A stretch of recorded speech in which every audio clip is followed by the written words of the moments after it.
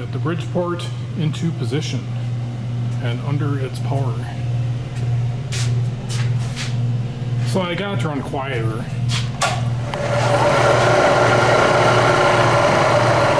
I still got a little bit of a vibration though. It's like nil right there, but if I crank it up.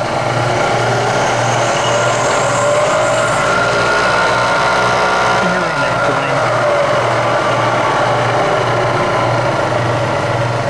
So I'm going to take this head apart and replace that stuff for a third time. Here's what I've done so far, and surprisingly, probably the biggest thing that made a difference is this belt. I don't know if you can tell, but it's kind of holding its shape here.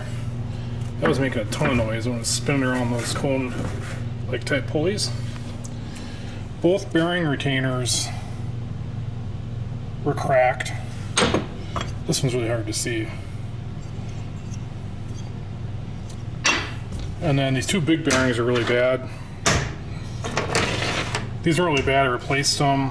I replaced the springs. They keep this castle gear in engagement with the top pulley spindle, I think they call it. Almost done screwing around with this. I'm gonna take the table off yet, clean up underneath it, replace some way wipers, rebuild this pump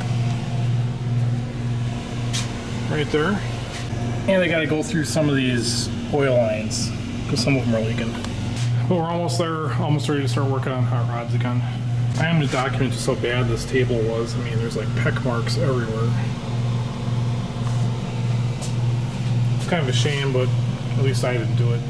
I think I'm going to try to dress these up with some epoxy or something so they're not so noticeable. Look at this thing, it goes in 0.2 of a thousandths. Be back in this cutlass soon, got to get these lines painted and screwed back in. Then I'll start working on this body again. Talk to you guys soon.